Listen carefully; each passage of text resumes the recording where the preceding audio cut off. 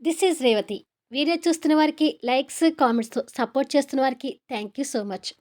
'నా తనువు నా ప్రాణం నీకే' ఎపిసోడ్ నంబర్ 146. ఫ్యాన్ తిరిగేసరికి మోహన్ స్టూల్ దిగబోతూ స్టూల్ బెస్కెటలాడి స్టూల్ మీద నుండి పడి అక్కడ ఉన్న శ్రేయాని తగులుతూ వెళ్ళి చాప మీద ఉన్న దిండు మీద పడతాడు. మోహన్ భారీ శరీరం శ్రేయకు కూడా తగిలేసరికి బ్యాలెన్స్ కంట్రోల్ చేసుకోలేక వచ్చి డైరెక్ట్‌గా మోహన్ మీద పడుతుంది. తెలియకుండానే ఆ క్షణం ఇద్దరి చూపులు కలిసిపోతుంటాయి. ఒకరికొకరు వారి స్థితిని మర్చిపోయి కళ్ళు కళ్ళు కలుపుకుంటూ చూస్తుంటారు.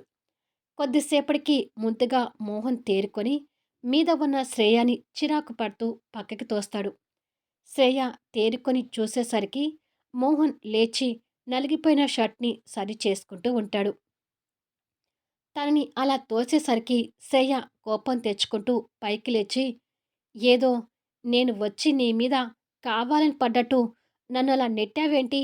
అని అడుగుతుంది. "కావాలని పడి ఉంటే నెట్టడం కాదు, ఎత్తిపెట్టి నేలకేసి కొట్టేవాణ్ణి.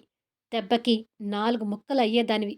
పొరపాటున పడ్డావు కాబట్టే ఊరుకొని వదిలేశాను" అని అంటాడు తనని సీరియస్‌గా చూస్తూ. మోహన్ మాటలకి కోపం తెచ్చుకుంటూ కొరివి దెయ్యంలా చూస్తుంటుంది. "ఏంటా చూపు?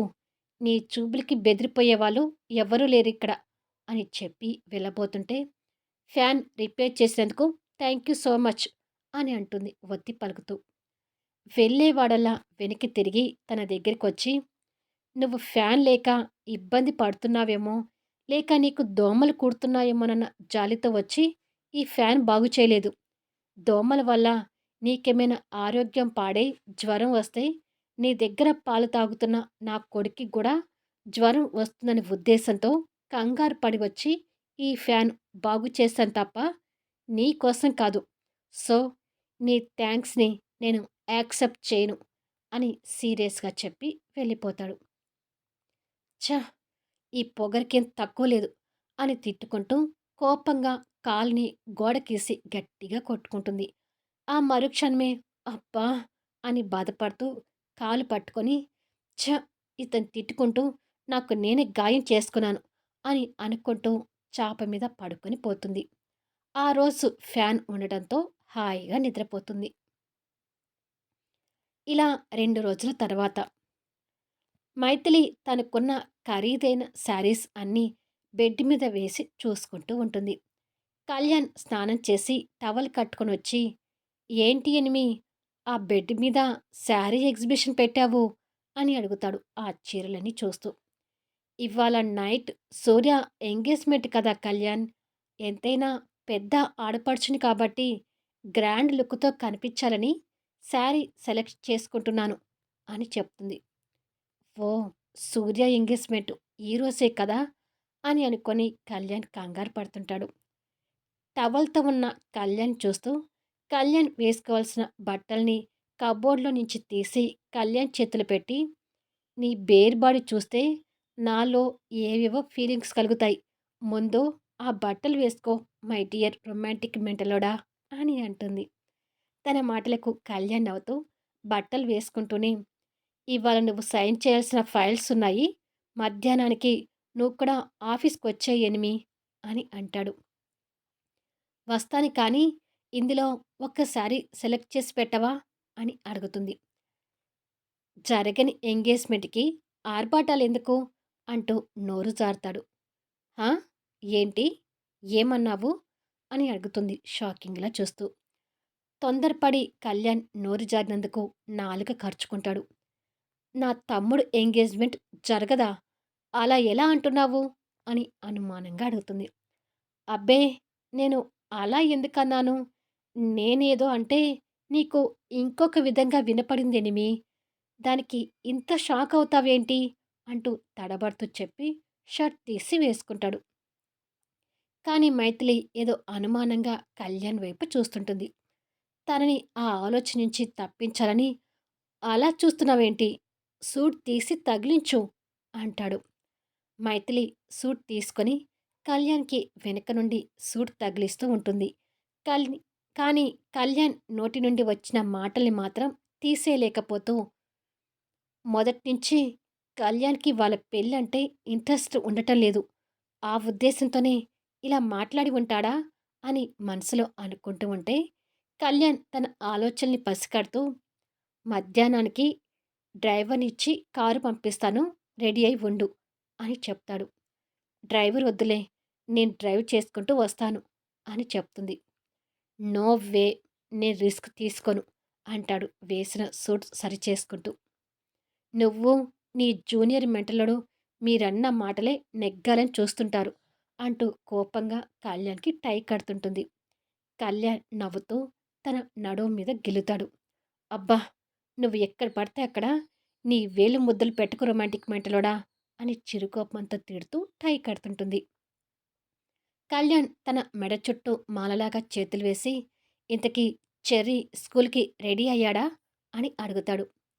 వాడు నాతో రెడీ చేయించుకోడు కదా! రాములమ్మే వాణ్ణి రెడీ చేసింది అని చెప్తుంది టై కట్టడం పూర్తి చేసి. ఆ విషయం చెప్పేటప్పుడు తన మొహంలో కనిపించిన అసహనానికి నవ్వుతూ తన తలని ఢీకొడతాడు. ఇక నైట్ జరగబోయే ఎంగేజ్‌మెంట్‌కి పరశురామ్ ఇంట్లో బంధువుల హడావిడి కూడా మొదలవుతుంది. ఎంగేజ్‌మెంట్ వాళ్ళ ఇంట్లోనే కాబట్టి జెస్సీ ముందుగానే సూర్యని ఆ ఇంటికి తీసుకొనొస్తుంది. సూర్య ఒక రూమ్‌లో ఒంటరిగా కూర్చొని ఆలోచిస్తూ ఉంటే, "ఫంక్షన్‌కి నువ్వు వేసుకోవాల్సిన డ్రెస్ ఇదే సూర్య" అంటూ ఒక అందమైన షేర్వాణి తీసుకొని జెస్సీ అక్కడికొస్తుంది. తన రాకని చూసి సూర్య లేని నవ్వుని బలవంతంగా మొహం మీదకి తెచ్చుకుంటాడు.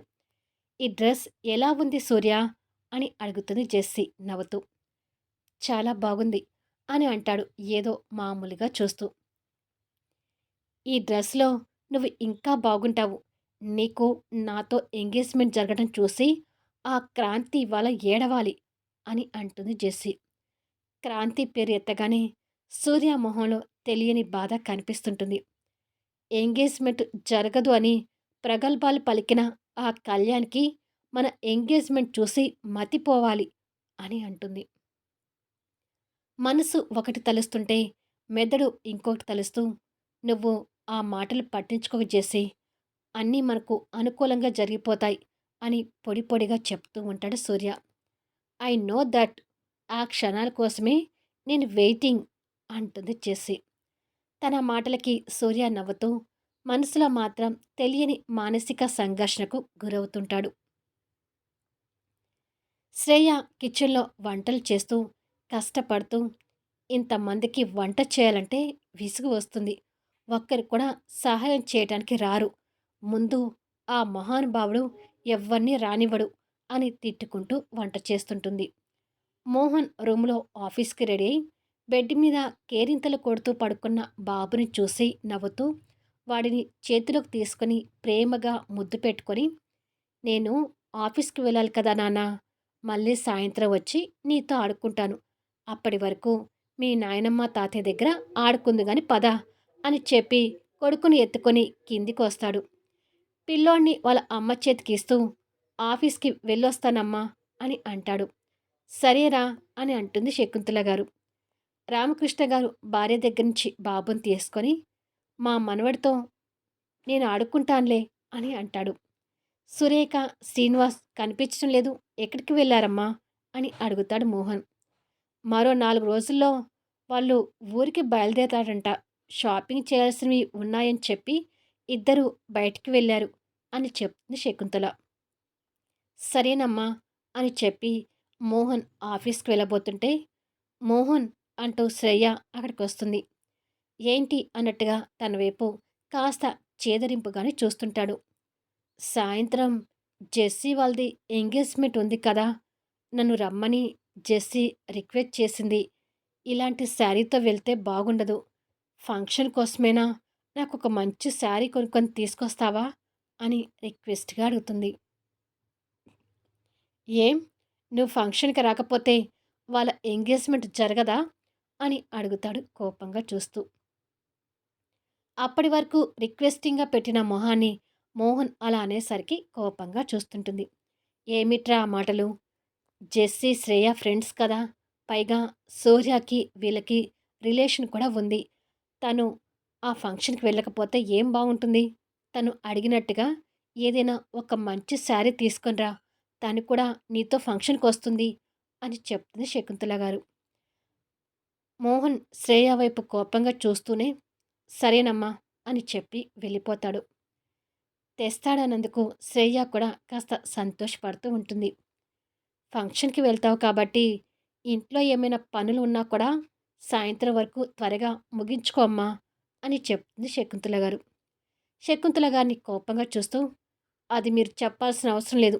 ఇంటర్ చాకరీ చేసే వెళ్తాను అని నిష్ఠూరంగా మాట్లాడి అక్కడి నుంచి వెళ్ళిపోతుంది. ఈ అమ్మాయికి ఇప్పట్లో బుద్ధొచ్చేలాగా లేదు అని అంటాడు రామకృష్ణ గారు. ఇష్! అరవకండి. తన గురించి మనకు తెలిసిందే కదా అని చెప్పి ఇద్దరు మనవణ్ణి ఆడిస్తూ ఉంటారు.